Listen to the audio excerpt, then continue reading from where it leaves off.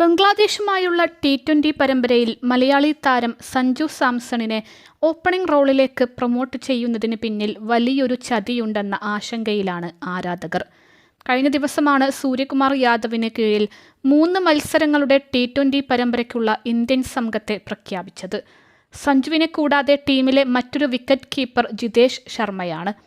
ഇഷാൻ കിഷൻ ഈ പരമ്പരയിലൂടെ ദേശീയ ടീമിലേക്ക് തിരികെ വിളിക്കപ്പെടുമെന്ന് പ്രതീക്ഷിക്കപ്പെട്ടിരുന്നെങ്കിലും അദ്ദേഹത്തിന് സ്ഥാനം ലഭിച്ചില്ല. അടുത്ത ഞായറാഴ്ച രാത്രി ഗ്വാളിയോറിലാണ് T20 പരമ്പരയിലെ ആദ്യത്തെ മത്സരം നടക്കാനിരിക്കുന്നത്. T20 പരമ്പരയ്ക്കായി പ്രഖ്യാപിച്ചിരിക്കുന്ന ഇന്ത്യൻ സ്ക്വാഡിൽ ഒരേയൊരു ഓപ്പണർ മാത്രമേ ഉൾപ്പെട്ടിട്ടുള്ളൂ. ഇത് യുവതാരം അഭിഷേക് ശർമ്മയാണ്.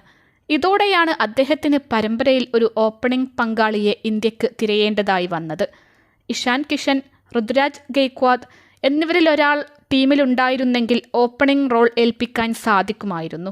പക്ഷേ 2 പേരും പരമ്പരയുടെ ഭാഗമല്ല. സഞ്ജു സാംസണിന് തന്നെയായിരിക്കും ഓപ്പണിംഗ് റോൾ ലഭിക്കുക എന്ന് ഏറെക്കുറെ ഉറപ്പായിരിക്കുകയാണ്. ഇന്ത്യൻ ടീമിനായി ഇതിനകം ചില T20കളിൽ ഓപ്പണറായി കളിച്ചിട്ടുണ്ടെന്നതും ഈ റോളിലേക്ക് അദ്ദേഹത്തെ ഫേവറിറ്റാക്കി മാറ്റുന്നു. T20 പരമ്പരയിലെ 3 മത്സരങ്ങളിലും സഞ്ജു അഭിഷേക് ജോഡി തന്നെയായിരിക്കും ഓപ്പണർമാരായി കളിച്ചേക്കുക.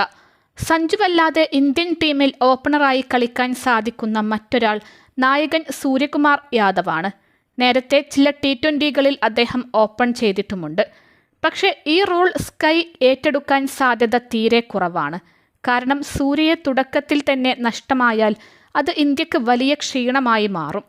മാത്രമല്ല ക്യാപ്റ്റൻ കൂടി ആയതിനാൽ കൂടുതൽ ഉത്തരവാദിത്തത്തോടെ കളിക്കേണ്ടതിനാൽ സൂര്യക്ക് റിസ്കുകൾ എടുക്കാനും സാധിക്കില്ല.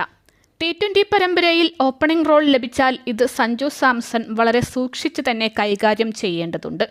അവസരം മുതലാക്കി മികച്ചൊരു സെഞ്ചുറിയോ 1-2 50കളോ കുറിക്കാനായാൽ അത് അദ്ദേഹത്തിൻ്റെ T20 കരിയറിന് വലിയ മൈലേജായിരിക്കും നൽകുക. എന്നാൽ ഓപ്പണിംഗിൽ ഫ്ലോപ്പായാൽ അത് സഞ്ജുവിൻ്റെ കരിയറിന് വലിയ ക്ഷീണമായി മാറുകയും ചെയ്യും.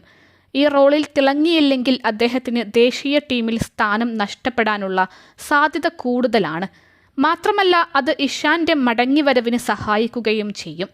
അതിനാൽ സഞ്ജുവിനെ സംബന്ധിച്ച് ശരിക്കുമൊരു അഗ്നിപരീക്ഷ തന്നെയായിരിക്കും T20 പരമ്പരയിലെ ഓപ്പണിംഗ് റോൾ. സഞ്ജുവിൻ്റെ ഏറ്റവും മികച്ച ബാറ്റിംഗ് പൊസിഷൻ 3-ാം നമ്പറാണെന്ന് എല്ലാവർക്കും അറിയാം. IPLൽ രാജസ്ഥാൻ റോയൽസിനായി അദ്ദേഹം കൂടുതൽ റൺസ് അടിച്ചെടുത്തിട്ടുള്ളതും ഈ പൊസിഷനിലാണ്. കൂടാതെ 4-ാം നമ്പറും സഞ്ജുവിന് അനുയോജ്യമായ പൊസിഷനാണ്. എന്നിട്ടും ഇവ രണ്ടും നൽകാതെ സഞ്ജുവിനെ ഓപ്പണിംഗിലേക്ക് കൊണ്ടുവരുന്നത് എന്തിനാണെന്നാണ് ആരാധകർ സംശയം പ്രകടിപ്പിക്കുന്നത്. ഏറ്റവും അവസാനമായി അദ്ദേഹം T20യിൽ ഓപ്പണറായി കളിച്ചത് ശ്രീലങ്കയുമായുള്ള കഴിഞ്ഞ പരമ്പരയിലാണ്. 2ാമത്തെ മത്സരത്തിലാണ് സഞ്ജു ഓപ്പണറായി ഇറങ്ങിയത്. പക്ഷേ അദ്ദേഹം ഗോൾഡൻ ഡെക്കായി ക്രീസ് വിടുകയായിരുന്നു. അതിനു മുൻപ് T20 ലോകകപ്പിന് മുന്നോടിയായി ബംഗ്ലാദേശുമായുള്ള സന്നാഹ മത്സരത്തിലും സഞ്ജുവിന് ഓപ്പൺ ചെയ്യാൻ അവസരം ലഭിച്ചിരുന്നു.